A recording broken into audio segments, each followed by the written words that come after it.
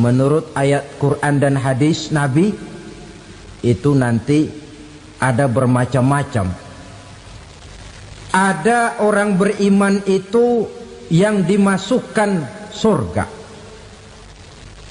Ada orang beriman itu yang dimasukkan ke dalam surga.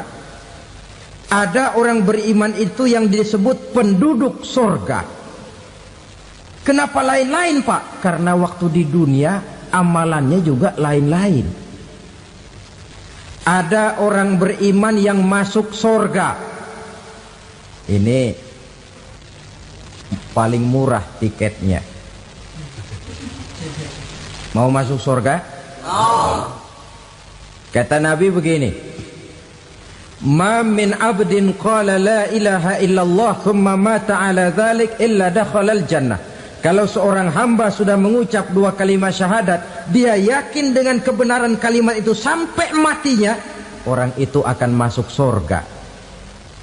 Abi Dzar yang waktu itu diajak bicara heran, ya Rasul kok gampang betul? Iya. Walaupun orang itu mencuri, iya. Walaupun orang itu berzina, iya. Biar dia mencuri, biar dia berzina, kalau dia sudah mengucap dua kalimat syahadat, dia yakin dengan kebenaran kalimat itu sampai matinya, itu orang akan masuk surga. Jadi masuk surga cukup dua kalimat syahadat, yakin sampai mati, masuk surga. Itu perkara masuk. Tapi kalau pertanyaannya diterusin, masuknya kapan, Pak? Nah, ini lain lagi urusannya. Sebab ada yang masuknya itu langsung, ada yang mampir dulu. Di sana tempat cuma dua, kalau tidak surga, neraka. Mau ke surga tapi mampir dulu, yang mampirnya jelas di neraka.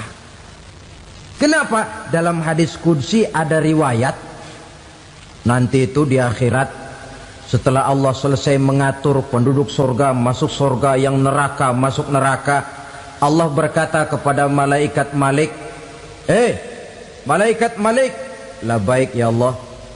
Itu bajingan-bajingan tengik, manusia-manusia durjana yang waktu di dunia tidak mau sujud, jauh dari ulama, gemar melakukan yang munkarat dan maksiat, hidup di tengah masyarakat selalu jadi bibit keonaran, kufur, sudah masuk neraka semua. Sudah ya Allah. Nah, kalau sudah, coba sekarang kamu masuk, Malik. Saya, iya,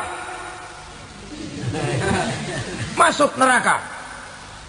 Mau apa ya Allah? Kata Allah, akhriju minan nar man kana fi qalbihi misqala habbatin min khardalin min iman. Kau masuk neraka, cari di dalam neraka orang-orang yang ada imannya walaupun kecil sebesar biji zarah, angkat mereka keluar. Masuk malaikat Malik ke neraka, cari orang yang ada imannya, korek-korek. Ya repot, udah pada gosong. Yang ada imannya diangkat ke atas, yang ada imannya diangkat ke atas, lalu dimandikan di Nahrul Hayat, namanya sungai kehidupan di akhirat nanti. Cakep lagi rupanya, bersih lagi wajahnya, apel di hadapan Allah. Kata Allah, bagaimana mas? Kapok nggak sampean? Kapok ya Allah. Nah, kalau kapok, idhab fadkhulil jannah, pergi masuk surga sana. Berangkat mereka ke surga, ketemu sama teman-temannya yang udah sampai lebih dulu, yang nggak pakai mampir lagi. Terjadi dialog. Kata teman-temannya yang udah pada nyampe duluan, mas, iya, emang baru sampai? Saya baru sampai. Memang mampir di mana dulu mas? Kita sudah lama sampai di surga. Saudara buka surah Al-Muddatsir ayat 34-35. Ma salakakum fis saqar? Kenapa kamu mampir di neraka Saqar? Qalu lam nakum minal musallin. Mereka menjawab, kami mampir di neraka Saqar mas, gara-gara dulunya kami waktu di dunia ndak pernah sholat. Ndak pernah sholat? Ndak pernah. Kan rumahnya dekat masjid. Cuma dekat doang mas. Sholat mah enggak saya. Enggak pernah ngasih makan fakir miskin, enggak pernah hadir di majelis taklim, pendeknya enggak pernah melakukan kebajikan, maka saya pun mampir di neraka sakor. Untung betul saya punya iman mas sedikit. Waktu hidup di dunia dulu saya pernah mengucap 2 kalimat syahadat, sekali-kalinya waktu mau kawin. Masya Allah. Untung saja kawin, kalau nggak kawin polos.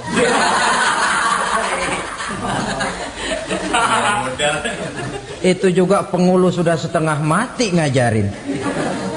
Asyhadu alla, asyaduaan, asyaduaan.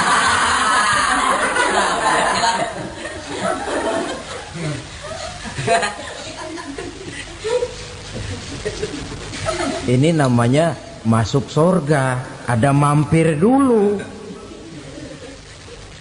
Ada pula orang mukmin itu yang dimasukkan surga. Namanya dimasukkan kan terima beres. Saya masuk ke rumah, jalan sendiri, cari tempat sendiri. Saya dimasukkan ke dalam rumah, terima beres, pokok ada di dalam, itu dimasukkan namanya. Nggak pakai mampir.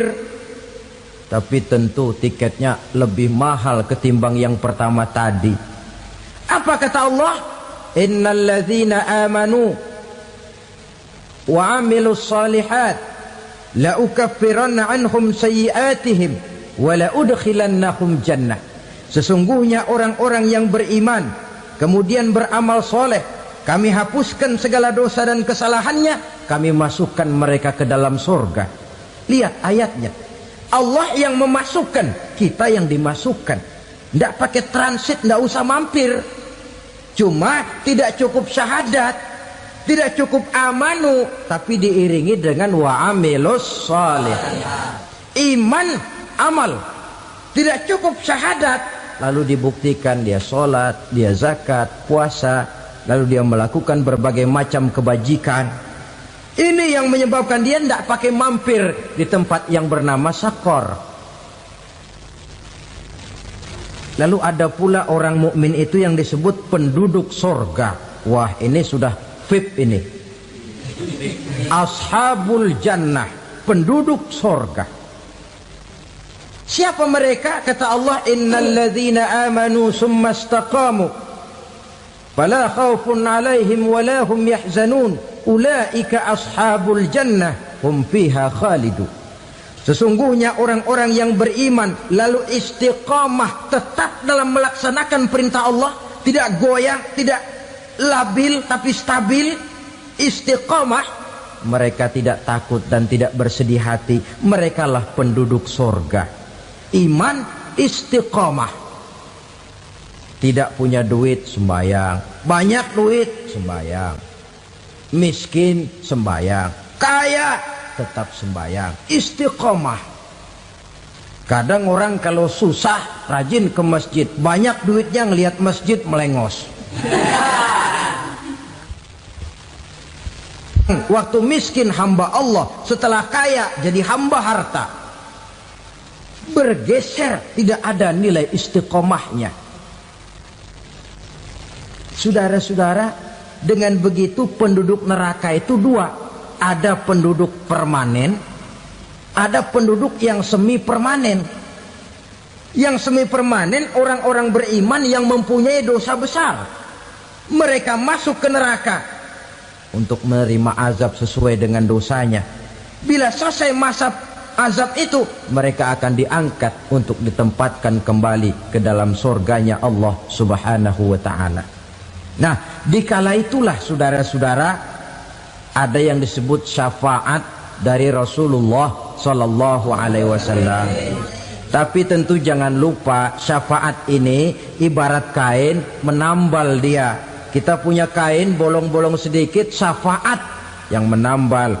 Solat kita ada kurang dikit, sedekah kita ada campur riak dikit, amalan kita ada tidak karena Allah dikit. Kita berharap syafaat. Jadi biarlah kain masih bolong-bolong, yang penting punya kain. Tapi kalau kainnya tidak ada, yang ditambal apanya? Sholat tidak, puasa tidak, zakat tidak, berharap syafaat saja. Ya, terlalu berlebihan itu. Saudara hadirin yang saya hormati, apabila selesai proses penghisaban, proses penghitungan, maka dikala itulah manusia terbagi dalam dua kelompok besar. Fariqun fil jannah wa fariqun fis sa'ir. Sekelompok orang-orang beruntung yang masuk ke dalam surga, dan sekelompok lagi masuk ke dalam neraka. Ibu-ibu, saudara-saudara kaum muslimin rahimakumullah. Pada pertemuan yang lalu sudah saya jelaskan bahwa hidup selalu berakhir dengan kematian. Apabila datang kematian menimpa seseorang, datanglah kiamat baginya. Itu yang disebut dengan kiamat kecil. Hakikatnya mati adalah perpindahan dari kehidupan di dunia ini menuju kehidupan di alam barzakh. Menunggu kita di alam barzakh sampai datangnya saat kiamat. Entah 10 tahun, entah 100 tahun, entah 1000 tahun, hanya Allah saja yang maha tahu. Adapun orang-orang beriman yang melakukan amal kebajikan dalam kehidupan di dunia ini, masa penantian yang lama di alam barzakh buat mereka sebentar saja. Tetapi bagi orang-orang kafir yang ingkar, yang tidak beriman kepada Allah, yang hidup di dunia cuma menumpuk-numpuk dosa, tentu penantian di alam barzakh akan merupakan waktu yang sangat lama. Bukankah dalam kehidupan kita waktu itu memang relatif? Contoh misalnya, bagi pemuda-pemudi yang sedang duduk asyik memadu cinta, waktu 4-5 jam saja rasanya cuma 4-5 menit. Tenggelam oleh keasikan. Tapi buat orang yang berbaring di rumah sakit, meratap di balik-balik apa itu tembok derita kata lagu, di balik dinding-dinding penjara, sehari bagai seminggu, seminggu rasa sebulan, sebulan boleh jadi rasa setahun. Penantian yang sangat lama. Kapan kiamat itu akan datang? Ini rahasia Allah. Jangankan kita yang orang awam, baginda Nabi sendiri tidak diberitahu oleh Allah kapan kiamat itu akan terjadi. Tetapi sungguh pun demikian, banyak hadis-hadis yang menjelaskan ciri atau tanda-tanda datangnya kiamat. Nah, kalau sudah bicara soal tanda, tanda kiamat itu ada dua. Pertama yang disebut alamatus sughra, tanda-tanda kecil. Ini waktunya masih ada tenggang.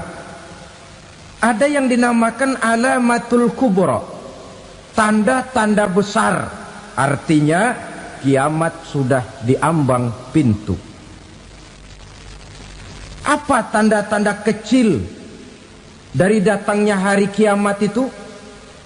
Misalnya kata Nabi, apabila ilmu sudah diangkat oleh Allah, artinya apabila ulama sudah banyak wafat, minat orang belajar agama berkurang, lalu kebodohan nampak merajalela di mana-mana, zina dikerjakan secara terbuka, minuman-minuman keras jadi kebanggaan, itu termasuk di antara tanda-tanda kecil terjadinya hari kiamat. Apalagi misalnya iza waladatil ammatu rabbataha, apabila budak sudah melahirkan tuan. Apa maksudnya? Ada yang mentafsirkan apabila anak sudah bisa membudaki orang tuanya. Orang tua yang melahirkan dia, yang membesarkan dia, demi setelah si anak besar jadi orang berpangkat, bertitel, berharta, berkedudukan, jadilah orang tua itu budaknya. Sehingga sering dibilang kalau orang tua kaya, anak jadi raja. Tapi kalau anak yang kaya, orang tua sering jadi budak. Apalagi munculnya fitnah yang bergelombang, timbul perang antara dua bangsa yang besar, waktu berjalan terasa sangat pendek sekali. Itu merupakan tanda di antara tanda-tanda kiamat. Termasuk di dalamnya sulit membedakan mana laki, mana perempuan. Kan kalau tanda-tanda kayak begini sekarang sudah banyak kita lihat kan. Ulama banyak wafat, penggantinya sulit. Zina dikerjakan berterang-terangan, minuman keras jadi kebanggaan. Banyak anak membudaki orang tuanya, sulit membedakan mana laki mana perempuan. Kadang-kadang dari belakang kita lihat perempuan bener, begitu kita colek nengok jenggotan.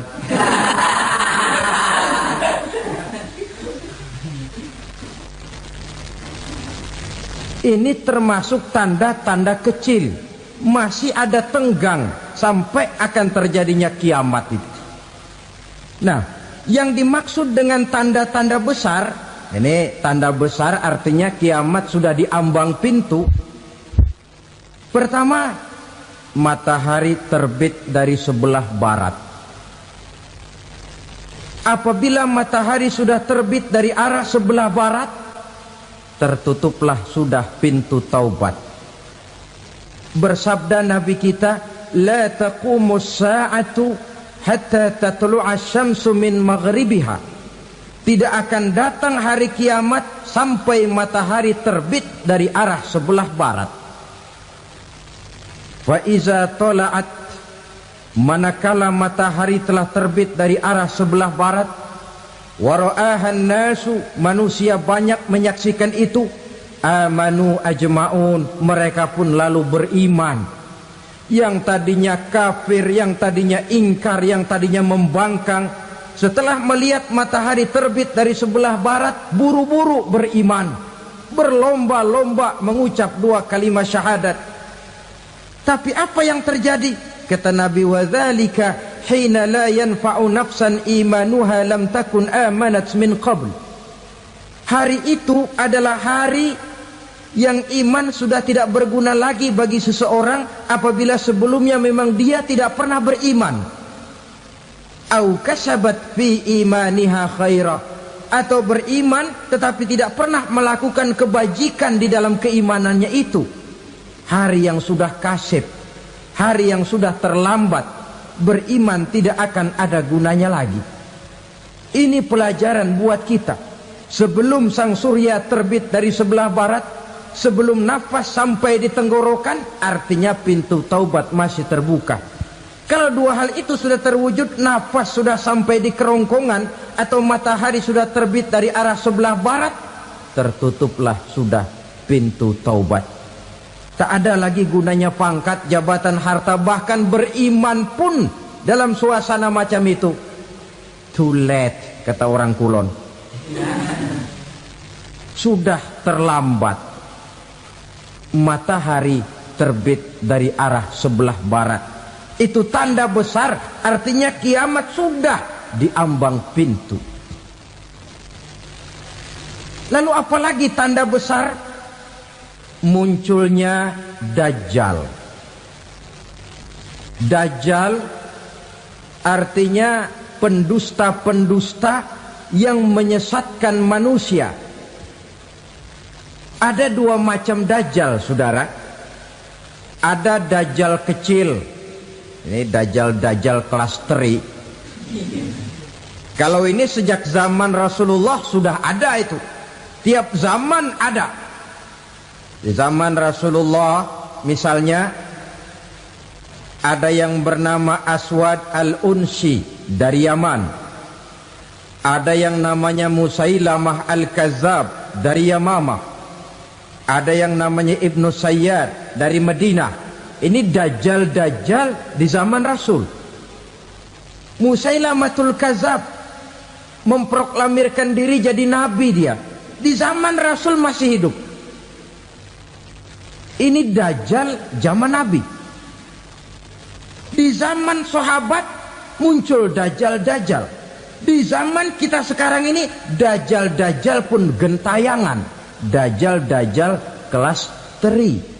Kerjanya mendustakan manusia, menyesatkan manusia, memalingkan manusia dari jalan yang benar dan diridhoi oleh Allah Subhanahu wa taala. Adapun yang merupakan tanda besar dari datangnya kiamat, dajjal-dajjal kelas kakap. Pembohong-pembohong besar yang menyesatkan masyarakat manusia berpaling dari jalan Allah mengikuti jalan mereka.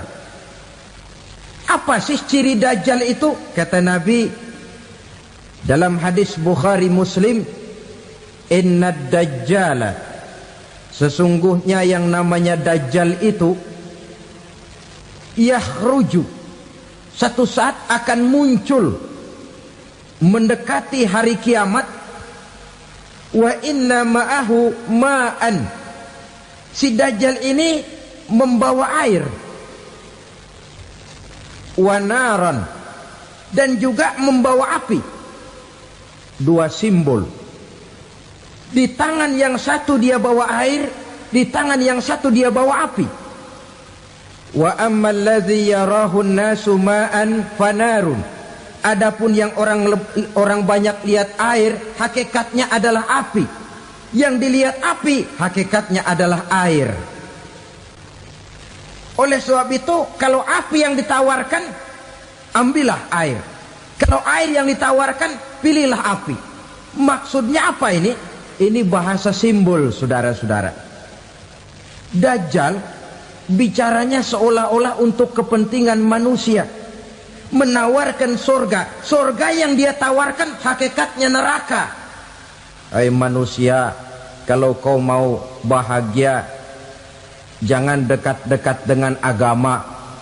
Solat itu tidak efektif dan efisien, tidak produktif dari segi ekonomi itu. Menghadiri majelis taklim cuma buang-buang waktu.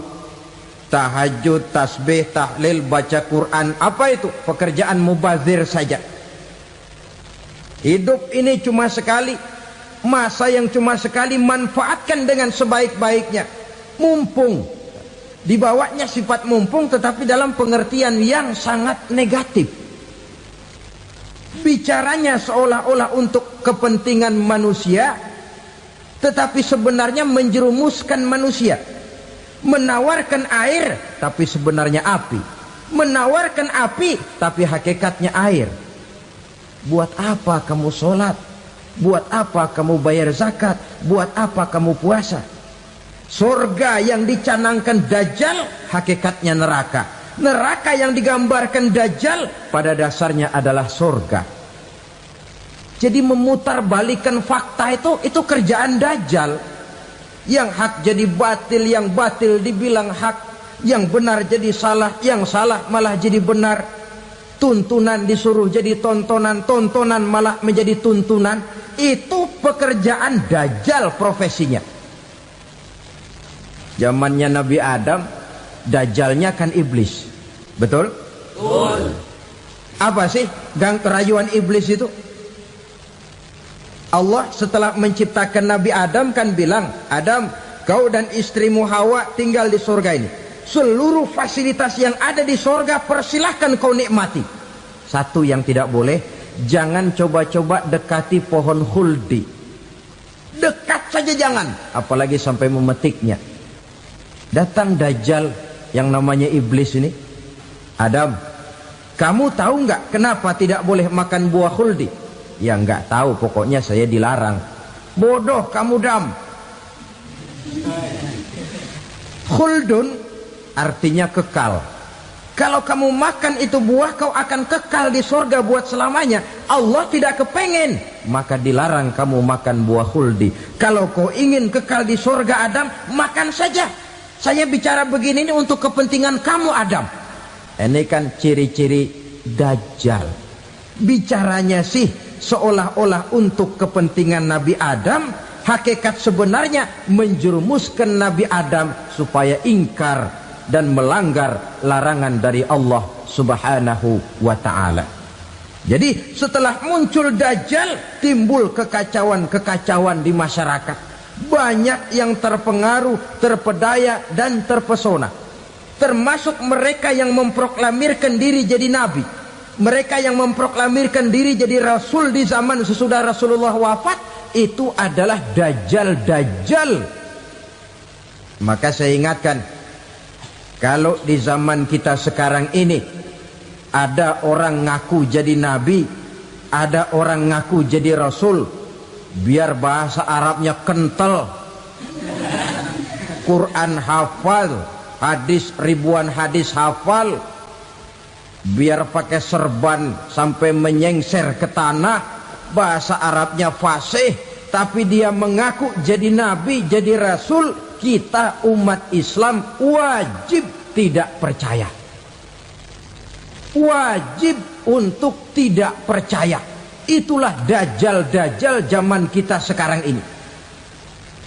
Tidak mustahil mereka datang mempengaruhi orang awam supaya berpaling dari Rasulullah, mengikuti mereka. Nah, di akhir zaman nanti, mendekati hari kiamat, Dajjal ini muncul. Dajjal kelas kakap, menyesatkan masyarakat manusia untuk berpaling dari Islam, mengikuti seruan mereka. Apalagi di antara datangnya kiamat itu, tanda yang besar itu, turunnya Nabiullah Isa Al-Masih, putra Maryam. Menurut berbagai hadis yang sahih, Nabi Isa Al-Masih nanti akan turun lagi. Tidak membawa risalah yang baru, tapi meluruskan risalah Islam ini yang telah banyak ditinggalkan oleh masyarakat. Bahkan ada hadis menjelaskan beliau akan membunuh Nabi, mematahkan kayu-kayu salib, lalu melaksanakan haji dan umrah mengikuti syariat Nabi Muhammad, bukan membawa agama baru. Menjadi semacam mujaddid, reformer, menyelamatkan manusia dari bisikan Dajjal. Bahkan ada riwayat yang menjelaskan bahwa Nabi Isa berhasil mengalahkan Dajjal, mengembalikan masyarakat manusia kembali kepada ajaran Islam yang datang dari Allah, dibawa oleh Rasulullah sallallahu alaihi wasallam. Dengan kata lain, turunnya Nabi Isa bukan sebagai nabi dan rasul baru, tetapi mengikuti syariat Nabi kita Muhammad sallallahu alaihi wasallam. Saudara hadirin, ibu-ibu hadirat yang saya hormati, kemudian apalagi di antara tanda-tanda besar akan datangnya kiamat itu? Keluarnya asap atau awan. Kata Nabi, inna min asyrati sa'ah dukhanan yamla'u ma bainal masyriqi wal maghrib. Di antara tanda-tanda kiamat, munculnya awan antara langit dan bumi. Ini pun diperkuat dalam surah Ad-Dukhan ayat 10. Fartaqib yauma ta'tis sama' bidukhanin mubin fayughshan nas hadza azabun alim. Bagi orang-orang yang beriman, mereka biasa-biasa saja. Tapi bagi orang kufur, datangnya asap dan awan ini merupakan azab yang kelewat pedih. Barangkali sedikit mendekati gambaran tentang azab yang pedih ini, saya ingatkan alam pikiran kita kepada peristiwa yang belum lama terjadi. Pernah dengar berita bocornya reaktor nuklir di Chernobyl, Uni Soviet? Pernah dengar? Nah, bocornya reaktor nuklir di Chernobyl yang mengakibatkan ratusan bahkan sangat mungkin ribuan nyawa. Cuma satu reaktor. Bagaimana kalau seluruh cadangan nuklir yang dimiliki oleh para negara adik kuasa ini diledakkan? Bahkan yang konon menurut catatan cadangan nuklir yang dimiliki bersama oleh Amerika dan Rusia sekarang ini sudah sanggup memusnahkan 6 miliar manusia, 1,5 kali lebih banyak dari jumlah manusia yang nongkrong di permukaan bumi ini. Saudara-saudara hadirin yang saya hormati, lalu saat mendekati hari kiamat, apalagi tandanya setelah Nabi Isa wafat, pada saat turunnya yang kedua kali, lalu Allah meniupkan angin sejuk. Semua orang-orang beriman, orang-orang baik wafat, sehingga penghuni bumi ini cuma tinggal lagi terdiri dari orang-orang kafir. Tidak ada lagi di bumi ini yang bisa mengucapkan Allah. Sehingga dalam hadis qudsi itu ada keterangan, innallaha azza wa jalla yaqulu li Israfil. Allah pernah pesan kepada malaikat Israfil, kata Allah, Israfil, idza sami'ta qailan yaqul Allah Allah fa akhirin nafakh 40 sanatan ikraman liqailiha. Hai Israfil, apabila kau dengar di permukaan bumi masih banyak orang yang mengucapkan Allah Allah, maka tunda sangkakala kiamat itu 40 tahun. Untuk apa? Ikraman liqailiha, menghormati orang yang mengucapkan Allah Allah itu. Wah, jadi karena sekarang masih banyak yang mengucapkan Allah, besar hatilah kita, masih jauh kiamat itu. Tapi jangan lupa, kiamat pribadi, kiamat kecil itu yang gak kita sangka-sangka. Ajal datang mencabut nyawa, itu kiamat pribadi. Dan itu yang pasti kita hadapi. Dan itu yang membuat kita tidak boleh bersikap main-main di dalam kehidupan sekarang ini. Saudara hadirin yang saya hormati, tidak ada lagi orang-orang muslim. Seluruh penduduk dunia ini kafir. Lalu terciptalah struktur sosial yang berlandaskan prinsip hidup semau gue. Bakal terjadilah prinsip di mana yang kaya menyantap yang miskin, yang kuat menindas yang lemah. Hidup sudah bagaikan di rimba belantara. Berlaku hukum rimba. Siapa yang kuat dia yang menang, siapa yang lemah menjadi mangsa. Timbul kekacauan, maksiat merajalela, munkarat menjadi-jadi. Sehingga isi bumi ini penuh dengan segala macam perbuatan dosa. Tidak ada perlunya lagi alam diperpanjang temponya. Datang saat yang sudah dijanjikan oleh Allah Azza wa Jalla, maka terjadilah yang disebut kiamat kubra, kiamat besar, kiamat ancur-ancuran. Bagaimana kejadian ini dimulai?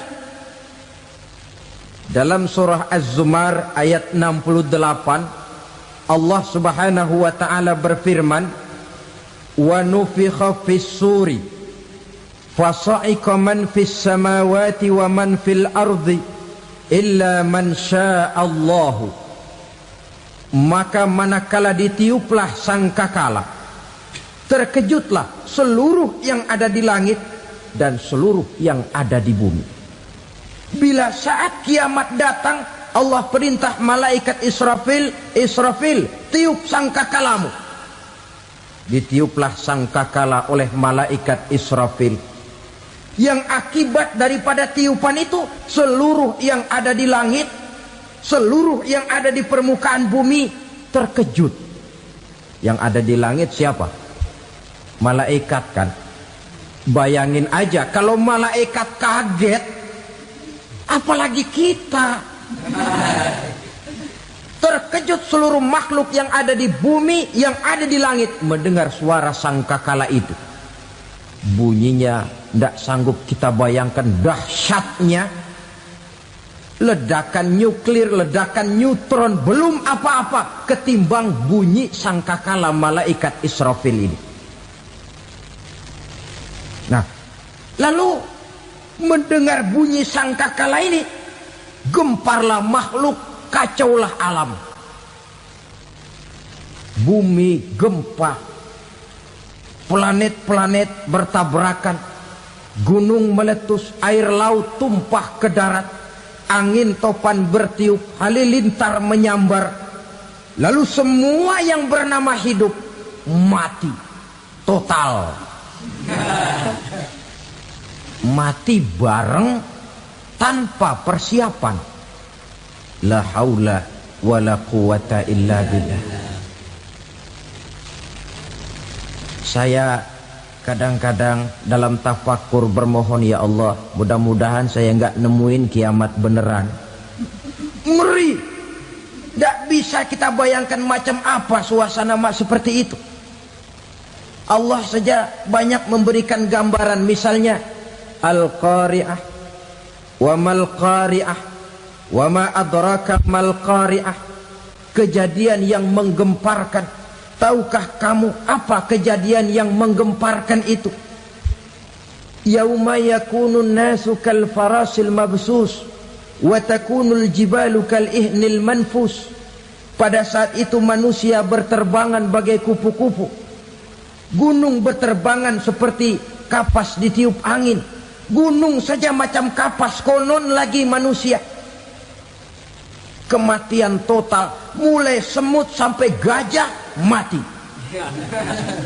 Jin mati, iblis mati, malaikat mati. Malaikat saja mati.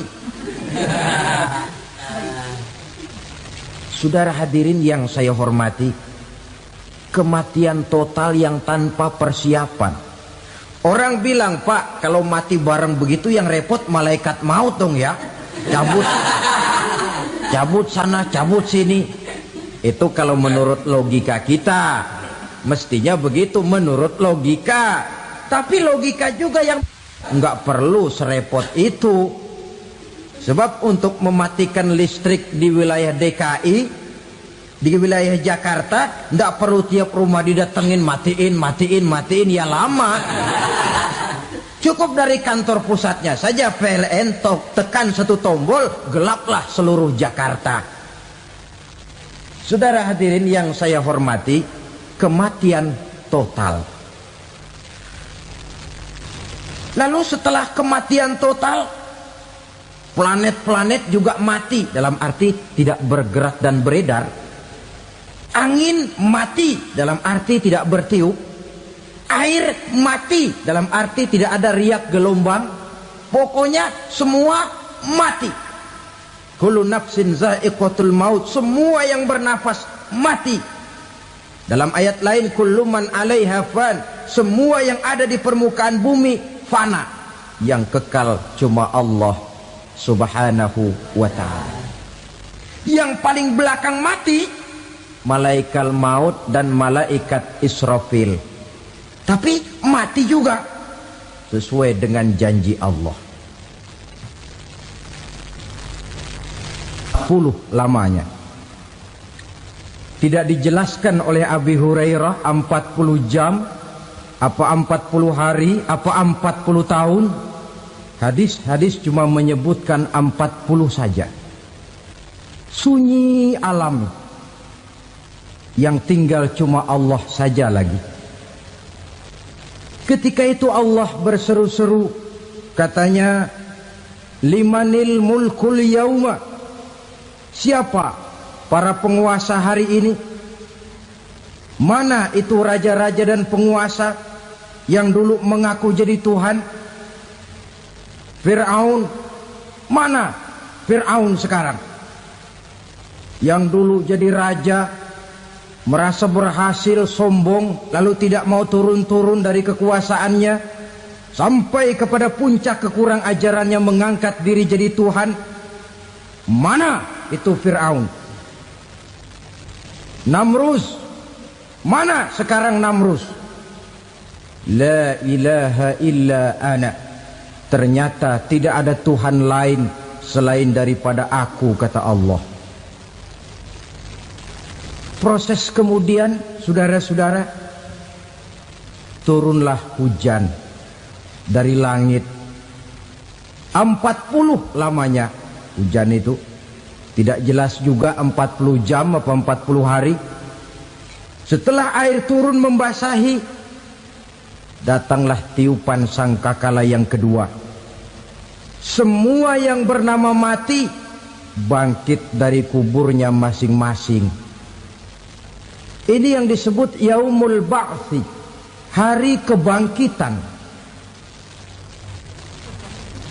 Allahu Akbar. Pada saat kita bangkit dari kubur kita masing-masing, kumpul di padang mahsyar namanya. Bayangin aja, saya sendiri nggak sanggup bayangin. Manusia sejak zaman Adam sampai zaman kiamat kumpul bareng di tempat sama. Berapa banyaknya itu?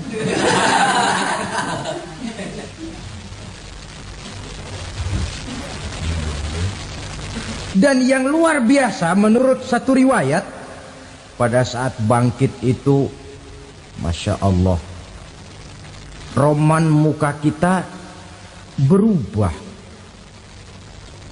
disesuaikan dengan amalan kita waktu di dunia ini. Barang siapa yang waktu di dunia amalannya itu amalan tikus, di akhirat nanti dia bangkit dari kubur, mukanya seperti muka tikus. Gagah betul badannya, tapi mukanya seperti tikus. Kenapa? Amalannya waktu di dunia seperti amalan tikus. Apa amalan tikus itu? Suka ngegeragoti barang yang sudah disimpan rapi-rapi. Orang sudah simpan uang rapi-rapi, simpan perhiasan rapi-rapi, digeragoti oleh tikus. Maling-maling, pencoleng-pencoleng, koruptor-koruptor. Itu nanti di akhirat nanti kita lihat mukanya seperti muka tikus. Oh ini waktu di dunia suka nyolong, mukanya seperti muka tikus. Barang siapa yang waktu di dunia ini amalannya itu amalan macan, dia akan bangkit nanti mukanya seperti muka macan. Apa amalan macan? Macan itu amalannya menang-menangan. Orang yang mau menang saja nggak mau mengalah. Coba lihat di hutan. Kenal hutan nggak? Di hutan, raja hutan di mana-mana pasti macan. Betul kan? Betul. Padahal hutan belum pernah bikin pemilihan umum. Tapi macan tidak peduli ada pemilihan umum apa tidak, pokok saya raja. Sebab apa? Macan jadi raja itu bukan karena benar, tapi karena kuat jadi raja. Setelah dia jadi raja, rakyat hutan yang mesti dilindungi malah dimakan oleh raja macan. Kambing rakyat hutan dimakan oleh macan. Ayam rakyat hutan dimakan oleh macan. Itu nanti kita lihat di akhirat itu mukanya seperti muka macan, gagah betul. Lalu barang siapa yang di dunia ini amalannya itu seperti amalan anjing, nanti dia punya muka seperti muka anjing. Apa amalan anjing? Pertama, anjing itu kalau disuruh jaga rumah, dia tidak bisa membedakan mana maling, mana tamu. Biar yang datang maling, kalau bawa tulang, anjing kalem. Yang kedua, anjing itu akan setia kepada siapa saja yang memberinya roti. Siapa yang memberinya roti, itulah majikannya. Apa kata majikannya pasti dia laksanakan. Soal benar atau salah dia tidak peduli. Setelah anjing dapat roti, dia tidak punya pilihan lain kecuali bilang, abdi mah kumaha juragan wae ayeuna mah.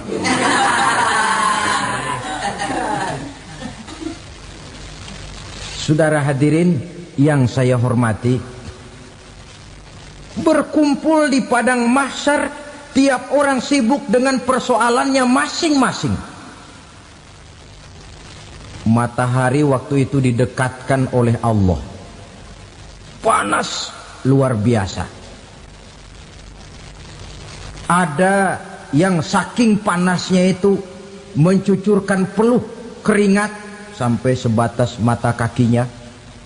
Ada yang keringatnya sampai sedengkulnya. Ada yang keringatnya sampai sepusatnya. Ada yang keringatnya mengalir sampai sebahunya. Ada yang kelelap oleh keringatnya sendiri, sementara orang di sampingnya nggak apa-apa. Bergantung lagi amalan dia waktu di dunia ini. Saudara-saudara, sebagian orang dalam kepanikan padang mahsyar berombong-rombong datang mereka menghadap Nabi Adam. Ya Adam, anta abal bashar. Hai Adam, Tuhan adalah bapak moyang manusia. Kami sebentar lagi akan disidang, dimintakan pertanggungan jawab. Tolonglah kami, hai Adam. Kata Nabi Adam, jangankan nolongin sampean, saya sendiri tanggung jawab di hadapan Allah ketika dulu tidak boleh makan khuldi, saya serobot. Sudahlah, urus diri masing-masing saja, nafsi. Begitu kata Nabi Nuh, begitu kata Nabi Ibrahim. Tiap orang bertanggung jawab sendiri-sendiri. Ketika itulah saudara-saudara, nikmatnya menjadi umat Nabi besar Muhammad sallallahu alaihi wasallam. Sebab apa? Walaupun menurut abjad kita ini umat paling belakang, paling belakang kita ini toh, karena Nabi Muhammad adalah Nabi akhir. Tapi akan dihisap lebih dulu, lewat di atas sirat lebih dulu, masuk surga lebih dahulu ketimbang umat-umat belakangan. Ketika Rasul mendekati ajal, beliau tanyakan itu kepada malaikat Jibril.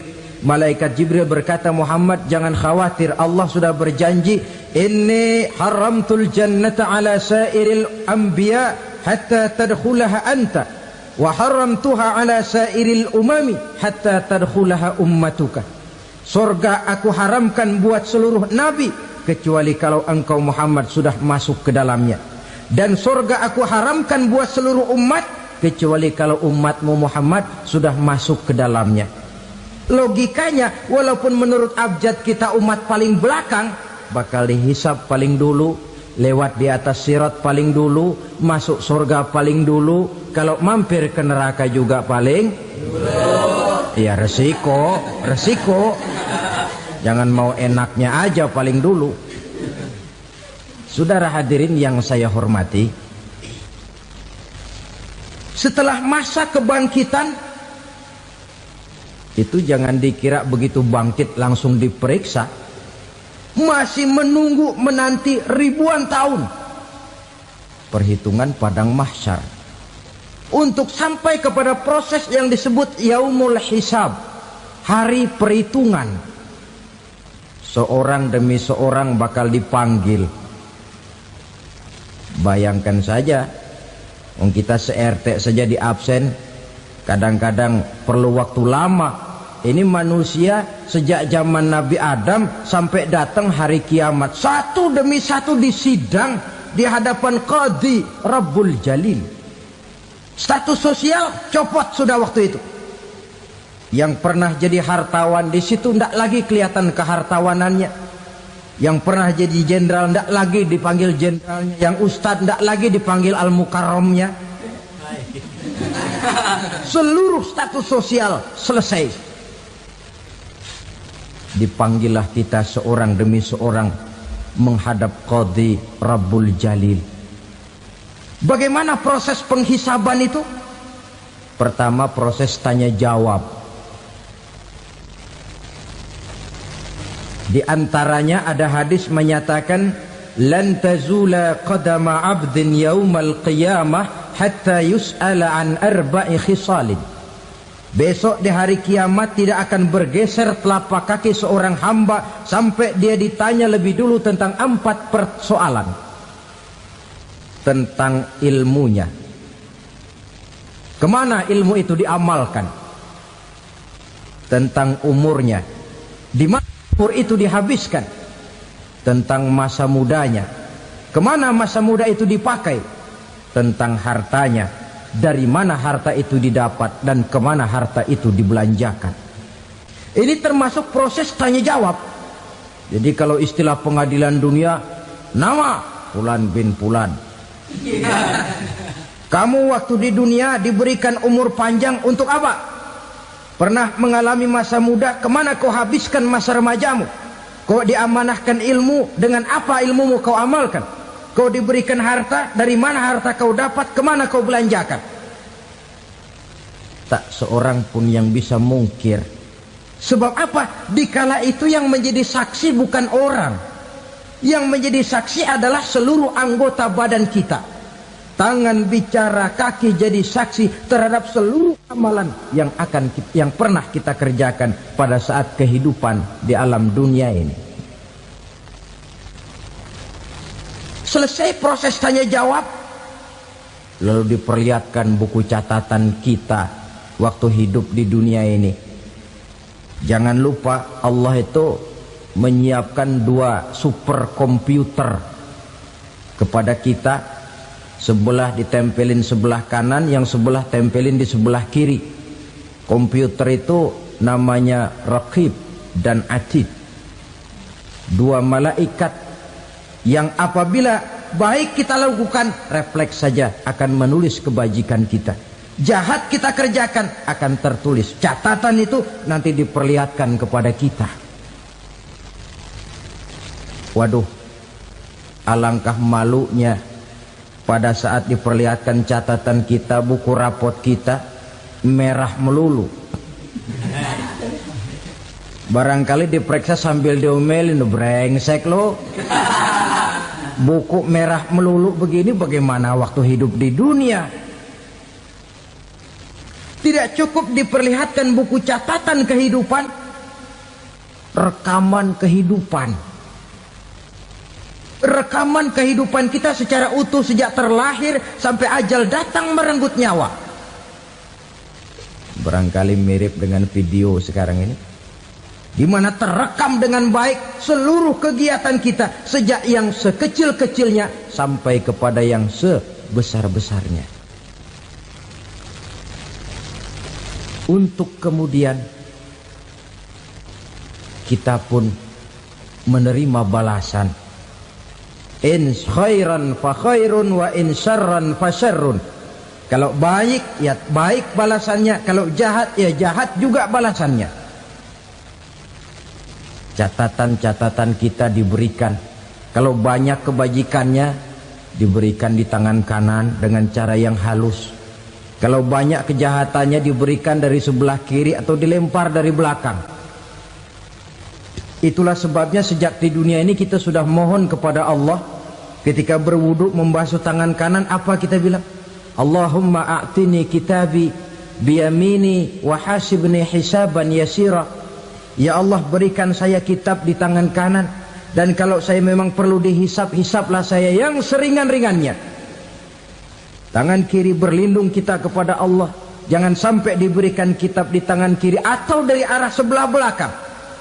Wa a'udzubika an tu'tiya kitabi bishimali aw min wara'i zuhri, dari arah sebelah belakang. Na'udzubillah min dzalik.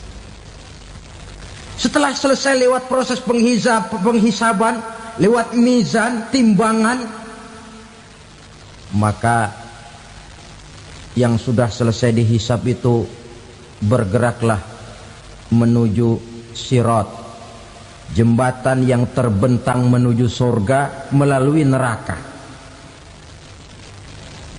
Saudara-saudara, panjangnya perjalanan sirat itu memakan waktu ratusan tahun.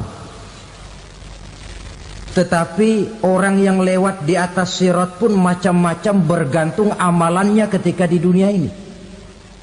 Ada yang lewat di atas sirat itu kal barkil khatib, seperti kilat yang menyambar, lep, sudah sampai dia di surga. Cepat bukan main. Ada yang lewat di atas sirat itu seperti orang lari-lari. Ada yang lewat di atas sirat itu seperti orang jalan biasa. Ada yang sambil merangkak. ada yang sambil ngesor, ada yang sambil gelayutan, ada yang selamat sampai ke ujung ke surga, ada yang tergelincir jatuh masuk ke dalam neraka, bergantung amalannya dalam kehidupan di dunia sekarang ini. Tiap kita akan melewati yang namanya sirat ini.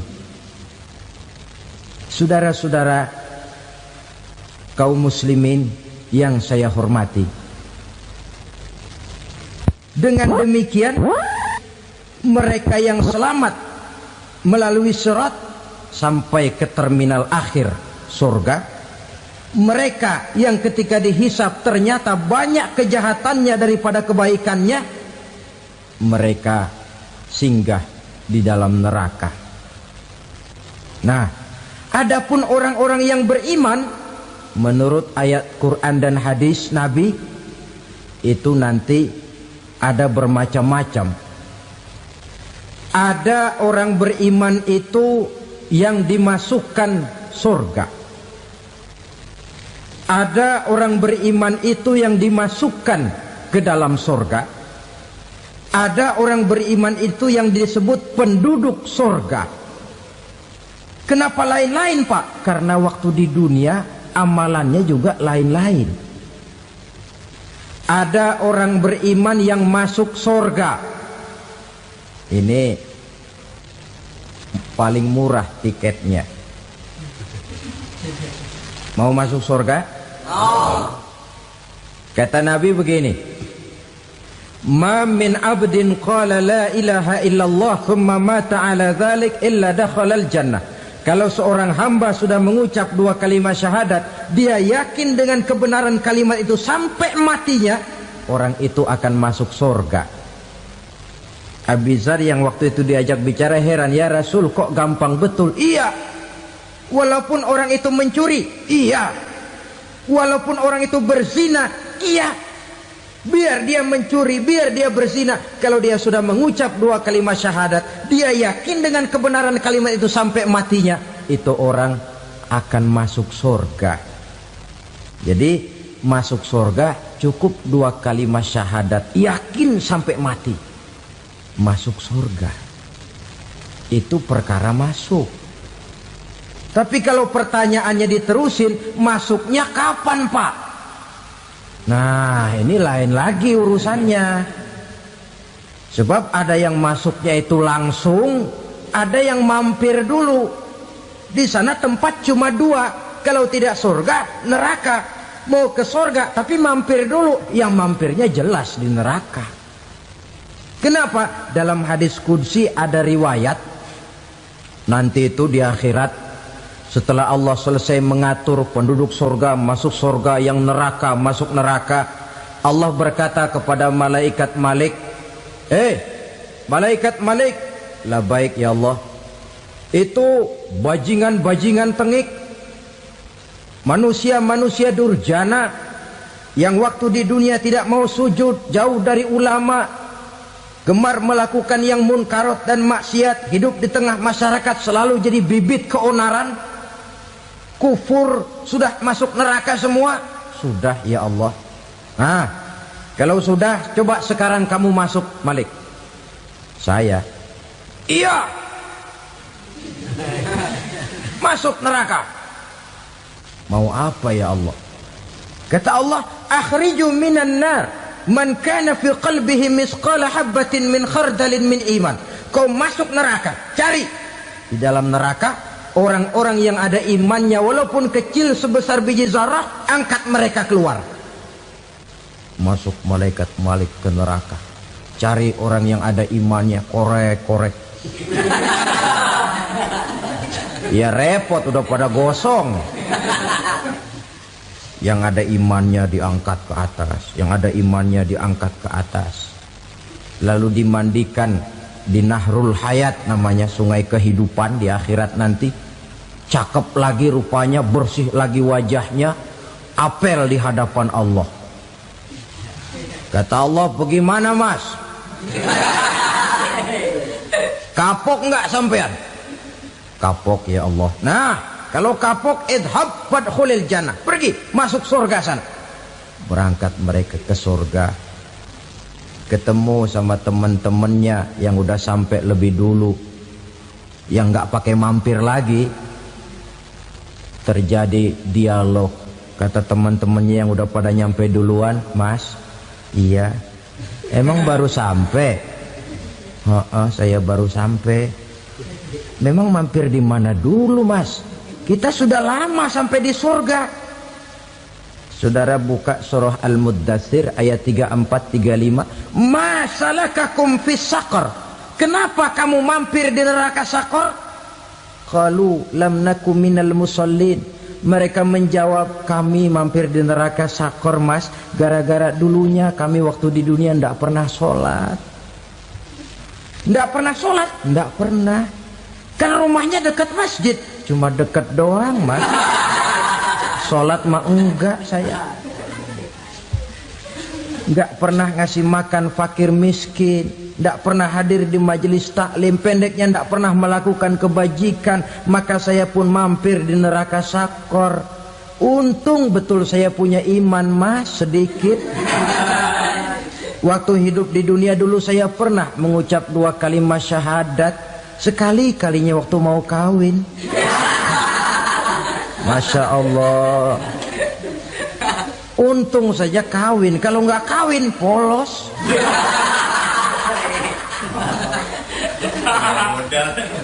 Itu juga pengulu sudah setengah mati ngajarin.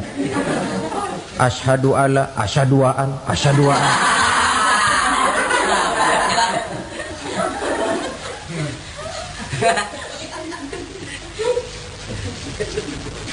Ini namanya masuk surga, ada mampir dulu. Ada pula orang mukmin itu yang dimasukkan surga. Namanya dimasukkan kan terima beres.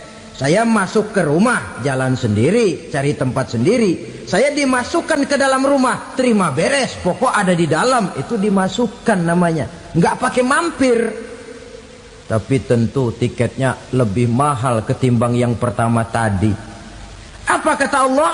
Innal ladzina amanu wa 'amilus shalihat la ukaffiranna 'anhum sayyi'atihim wa la udkhilannahum jannah. Sesungguhnya orang-orang yang beriman kemudian beramal soleh, kami hapuskan segala dosa dan kesalahannya, kami masukkan mereka ke dalam surga. Lihat ayatnya. Allah yang memasukkan, kita yang dimasukkan. Tidak pakai transit, tidak usah mampir. Cuma tidak cukup syahadat, tidak cukup amanu, tapi diiringi dengan wa'amilus salih. Iman, amal. Tidak cukup syahadat, lalu dibuktikan dia sholat, dia zakat, puasa, lalu dia melakukan berbagai macam kebajikan.